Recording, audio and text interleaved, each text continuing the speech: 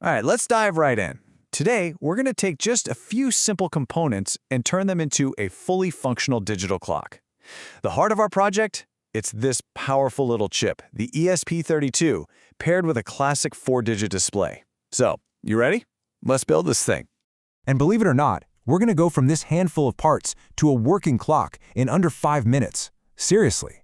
This whole project is about getting that quick win, you know? It's a fast, super satisfying build, perfect for when you just want to make something and have it work. Okay, so first things first, let's get our gear together. In this first section, we'll run through all the hardware we need to, well, make time tangible. And here's the entire shopping list. It's a really short one, I promise. You'll need an ESP32 microcontroller, that's the brains of the operation, a TM1637 4-digit display, which is going to be the face of our clock, and a few jumper wires to hook them up. Yep, that's literally it. So, you might be asking, why the ESP32? Why not something like an Arduino? Well, here's the secret sauce. The ESP32 has a real-time clock, or RTC, built right in. If you were using a standard Arduino, you'd have to add a whole separate module just to keep track of time. With the ESP32, it's already there. That means fewer parts, way simpler wiring, and just a much cleaner project for us. All right, we've got our parts. Now it's time to actually connect them. Let's jump into the wiring and get this display hooked up to its brain. Now the wiring here is super straightforward, don't worry. Ground goes to ground, that's easy. The display's power pin, that's VCC, connects to the 3.3 volt pin on the ESP32. Now the two you really want to pay attention to are the data pins. The display's DIO pin goes to pin 16 on the ESP32, and the CLK pin goes to pin 17. That's all there is to it. And just like that, the hardware is done. See? Easy. Now let's switch gears and talk about the software. To get the ESP32 to actually talk to the display, we're going to use a special piece of code called a library. Trust me, this thing does all the heavy lifting for us. And this is why libraries are just amazing. I mean, think about it. Instead of having to write a ton of complex code to control every single little segment of that display, the TM1637 library just gives us these simple, easy-to-use commands. It does all the hard work behind the scenes. It's an absolute game changer and a huge time saver. We're really only going to need 3 main functions from this library. First, set brightness. Pretty self-explanatory, right? It lets you set the brightness from 0 to 7.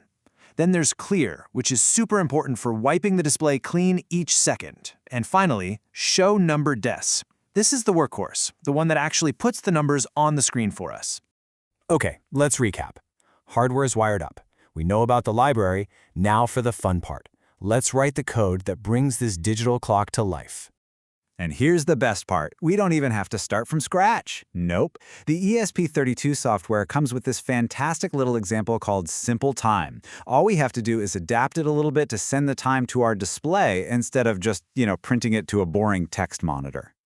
So the initial setup is pretty simple. First, you've got to punch in your Wi-Fi name and password. Why? Because the ESP32 actually uses your Wi-Fi to grab the perfect time from an internet time server. Pretty cool, huh?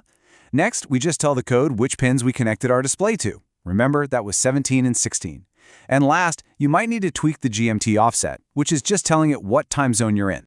So, here's how the clock's brain works, over and over again, in a loop. Step 1, we wipe the display clean. Step 2, we grab the current hour. Step 3, we grab the current minute. Now, step 4 is the really clever bit. We take the hours, multiply them by 100, and then add the minutes. So 1023 becomes the number 1023, see? And then step 5, we just tell the display to show that number.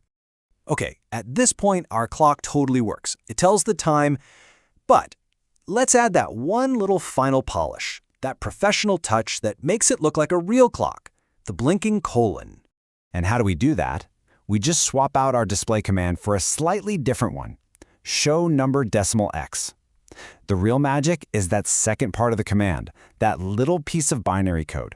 It's like a secret message that tells the display exactly which dots to light up. And in our case, it's the one for the colon right in the middle. It's such a tiny change in the code, but it makes a huge visual difference. So how do we make it blink? Easy. It's the oldest trick in the animation book. We turn the colon on, wait a split second, then we turn it off, and wait another split second. We just keep repeating that cycle, and boom, you get that classic steady blinking effect that you see on pretty much every digital clock out there. And there you have it. That's all it takes. In just a few minutes, we've gone from a small pile of parts to a fully functional, internet-synchronized digital clock. It's pretty amazing, and it really shows you just how powerful and easy to use these little microcontrollers have become.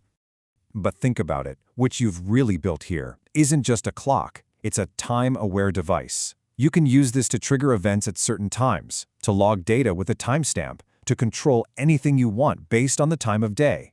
So yeah, this simple clock, it's really just the beginning. It opens up a whole world of possibilities. So the real question is, what are you going to build next?